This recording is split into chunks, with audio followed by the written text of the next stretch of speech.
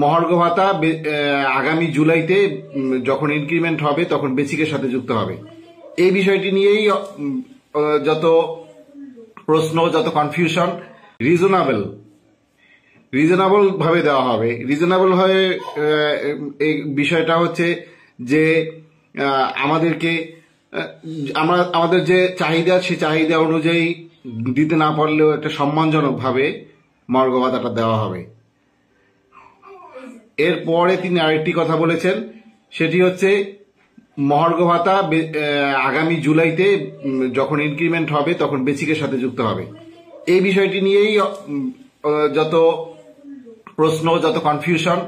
অনেকে বলছেন যে অবসরপ্রাপ্তদের জন্য এই মহার্ঘ ভাতাটা বেসিকের সাথে যুক্ত হবে।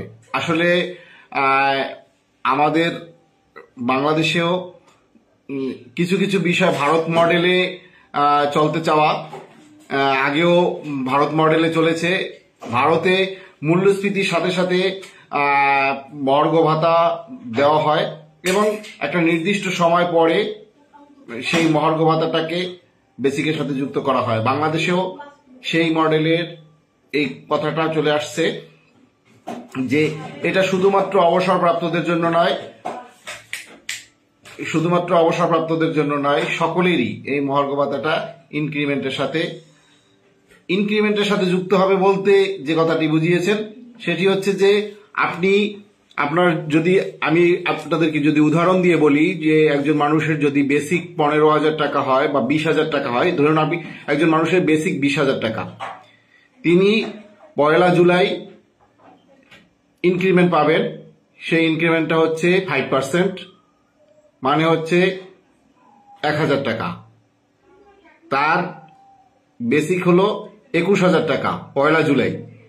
এবং মহার্ঘ ভাতা যদি এখন চালু হয় জানুয়ারি থেকে, বা ফেব্রুয়ারিতে অর্ডার হলেও সেটা জানুয়ারি থেকে কার্যকর হওয়ার সম্ভাবনা বেশি আছে, সেখানে যদি একজন মানুষের 3,000 বা 4,000 টাকাও মহার্ঘ ভাতা হয়, সেই মহার্ঘ ভাতাটা গিয়ে আপনার ওই 21,000-এর সাথে এই মহার্ঘ ভাতাটা যুক্ত হবে।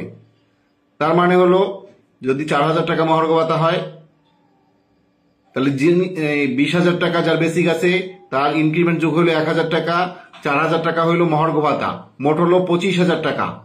এই 25,000 টাকার উপরে তখন বাড়ি ভাড়া ভাতা প্রদান করা হবে। কিন্তু এখন এই জানুয়ারি থেকে বা ফেব্রুয়ারি থেকে যদি কার্যকর জুন পর্যন্ত, এই সময়টায় এটা শুধুমাত্র মহার্ঘ ভাতা হিসেবেই থাকবে। এটার সাথে বাড়ি ভাড়া ভাতা যুক্ত হবে না। যুক্ত হবে গিয়ে জুলাইয়ের 1 তারিখে এটার সাথে বাড়ি ভাড়া ভাতা যুক্ত হবে এবং অগস্টের বেতনের সাথে এটা পাওয়া যাবে। এই বিষয়টা সকলেরই কনফিউশন ছিল।